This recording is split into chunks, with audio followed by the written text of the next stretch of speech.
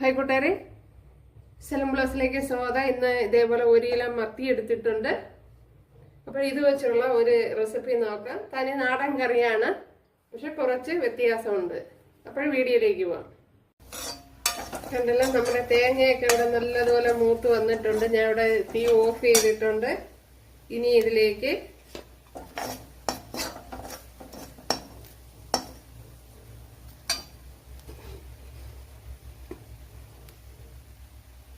ഒരു table spoon മല്ലിപ്പൊടി ചേർത്ത് കൊടുക്കുക.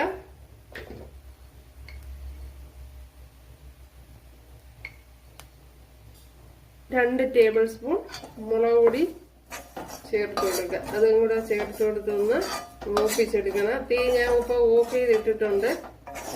ഇത്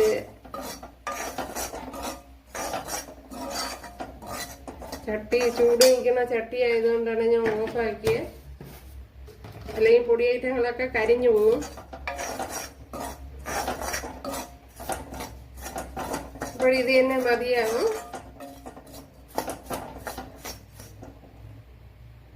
പൊടി ഐറ്റങ്ങൾ മറ്റൊരു പാത്രത്തിലോട്ട് മാറ്റി കൊടുത്തിട്ടുണ്ട്, അല്ലെങ്കിൽ ചട്ടിയിലിരുന്ന് കരിഞ്ഞു പോകും.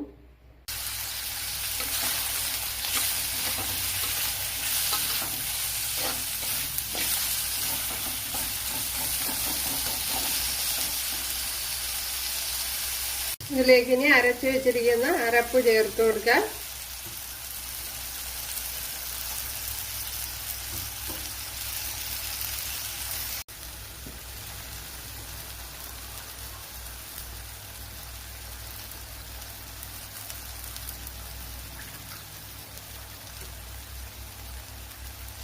ഇനി മിക്സിയുടെ ജാറ് കഴുകി ഒഴിച്ചു കൊടുക്കാം.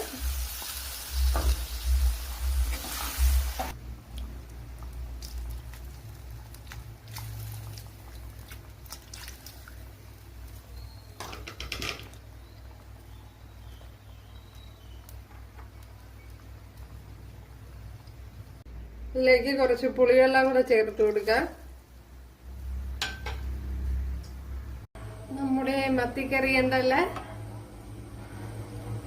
അടിപൊളി. എപ്പോഴും നല്ലപോലെ വറ്റി കുറി വന്നിട്ടുണ്ട്. അതേപോലെ നല്ല ചാറോടുകൂടി തന്നെ കിട്ടിയിട്ടുണ്ട് ഉണ്ടല്ലേ. ഇനി ഇതിന് ചെറുതായിട്ടൊന്ന് കടുതാളിച്ച് കൊടുക്കണം. നമ്മുടെ കറിയിലേക്ക് ചേർത്ത് കൊടുത്തിട്ടുണ്ട് ഉണ്ടല്ലേ. അടിപൊളിയാണ്, ഒരു രക്ഷയില്ല, നല്ല ടേസ്റ്റ് ഉണ്ട്. അപ്പോൾ കൂട്ടുകാരെല്ലാവരും ചെയ്ത് നോക്കാം. ഇഷ്ടമായാലും ഒന്ന് സബ്സ്ക്രൈബ് ചെയ്ത് സപ്പോർട്ട് ചെയ്യുക. ഇനി ഇത് സപ്പോർട്ട് ആവാം. അപ്പോൾ അടുത്തൊരു വീഡിയോ ആയിട്ട് കാണാമെന്ന് പറഞ്ഞുകൊണ്ട്